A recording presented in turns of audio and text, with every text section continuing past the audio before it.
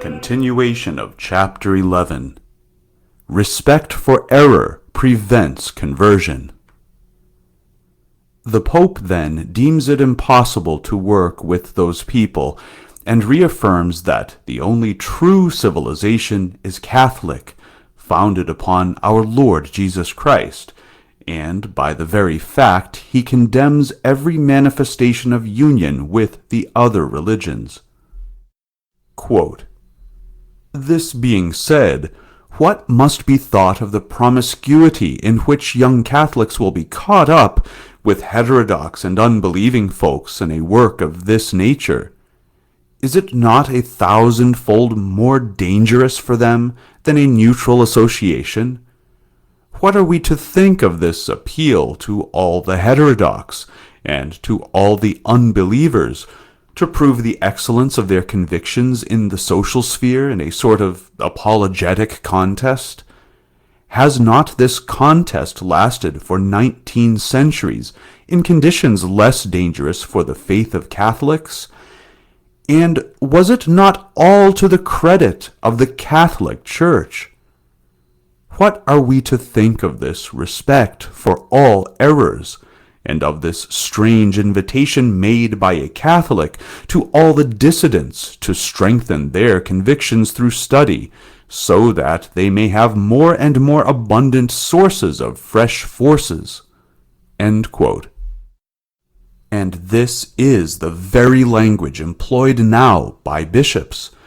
If one asks a bishop of France if it is necessary to try and convert the Muslims, be it in France or elsewhere, or the animists and the Buddhists, the reply is an exasperated, "No, no, one must not try and convert them.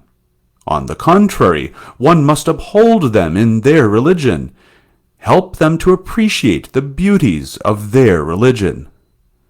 This response is unbelievable, yet typical. The Reverend Father Maurice Avril at Saléran has been persecuted by the bishops, and has endured all sorts of harassment because, after the Algerian War, he looked after the Harkis, the Algerians faithful to France, who had been able to escape and take refuge in France. The Harkis had fought in the war to defend French Algeria and to wrest it from the revolutionary stranglehold. Tens of thousands of them were massacred at the time when de Gaulle abandoned Algeria into the hands of the FLN, National Liberation Front. The latter, of course, had no sympathy for the Harkis, who had fought with the French troops to deliver French Algeria from terrorism and the revolution. Those who had been unable to flee by boat to France were tortured, massacred, buried alive, burned alive.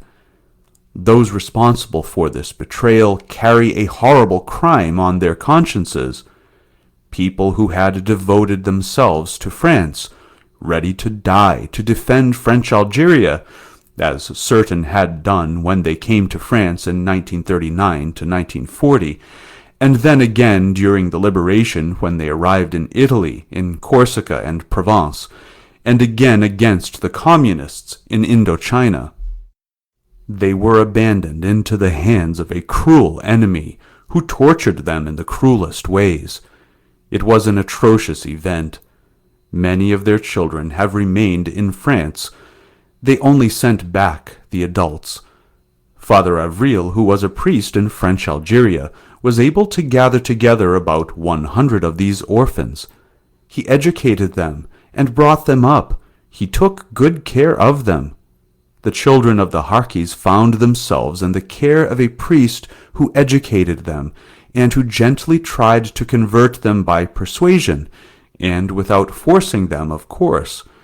Seeing the devotion of this priest, and of the persons who helped him, many at last understood the beauties of the Catholic religion, and most of them asked to convert.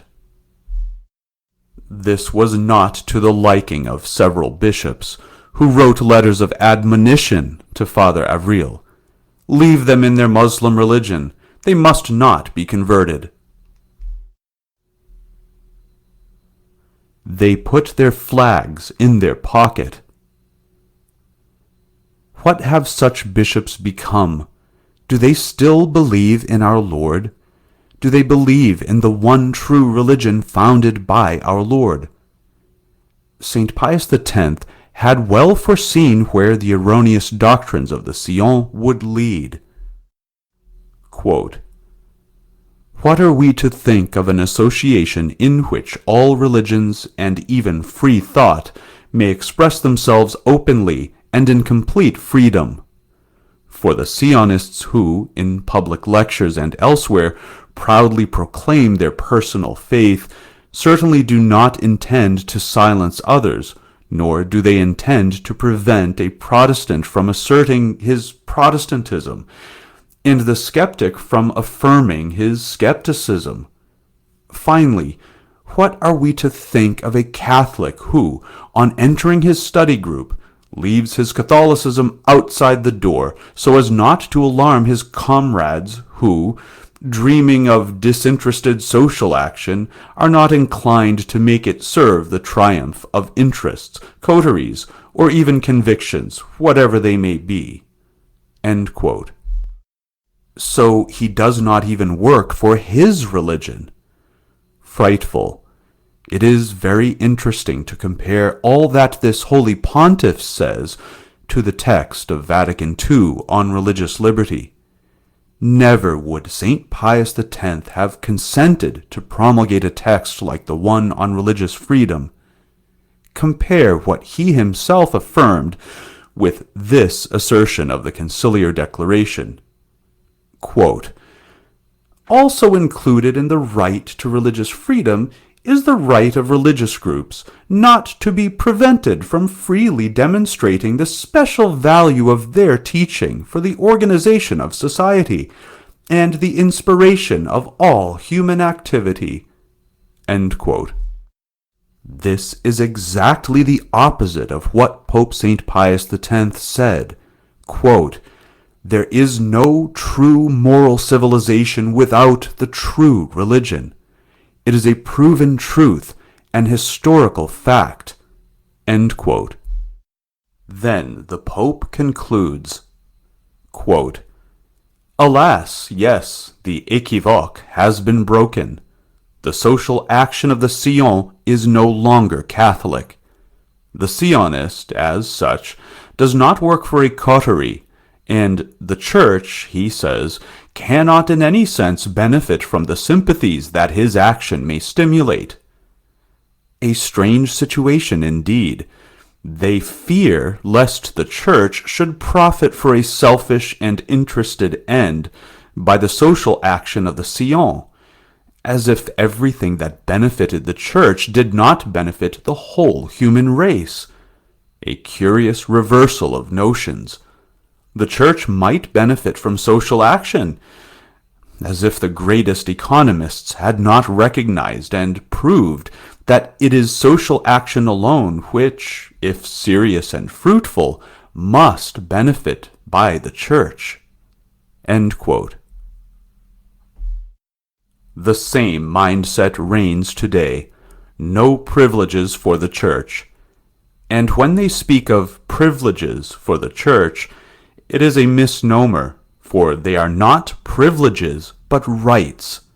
They speak as if it were not the Church who is entirely at the service of peoples and nations, as if it were not the Church who quickens them, who gives everything necessary for civilization, for the fostering of justice and civic peace. Verbal confusion and social chimera. Quote, "But stranger still, alarming and saddening at the same time, are the audacity and frivolity of men who call themselves Catholics and dream of reshaping society under such conditions, and of establishing on earth, over and beyond the pale of the Catholic Church, the reign of love and justice, with workers coming from everywhere, of all religions and of no religion, with or without beliefs, so long as they forego what might divide them, their religious and philosophical convictions, and so long as they share what unites them, a generous idealism and moral forces drawn from whence they can. When we consider the forces, knowledge, and supernatural virtues which were necessary to establish the Christian city, and the suffering of millions of martyrs, and the light given by the fathers and doctors of the Church, and of the self-sacrifice of all the heroes of charity, and a powerful hierarchy ordained in heaven, and the streams of divine grace, the whole having been built up, bound together, and impregnated by the life and spirit of Jesus Christ, the wisdom of God, the Word made flesh. When we think, I say, of all this, it is frightening to behold new apostles eagerly attempting to do better by a common interchange of vague idealism and civic virtues. What are they going to produce? What is to come out of the collaboration? A mere verbal and chimerical construction, in which we see, glowing in a jumble and in seductive confusion, the words of liberty, justice, fraternity, love, equality, and human exaltation, all resting upon an ill-understood human dignity. It will be a tumultuous agitation, sterile for the end proposed, but which will benefit the less utopian exploiters of the people. Yes, we can truly say that the Sion, its eyes fixed on a chimera, brings socialism in its train." End quote. Pope Pius X crushes this chimera. Subsequent facts have shown that he was right. Were he to come back into the world, seeing the current state of affairs, he would conclude that his objurgations had not been heeded, for we find ourselves enmeshed in socialism. All of Europe has been entangled by socialism, and often this came about with the concurrence of Catholics. Behold our pitiful state, until such time as outright communism takes hold, again with the concurrence of Catholics. The Pope then outlines how it was possible for the Sionists to arrive at such excess of thought and deed.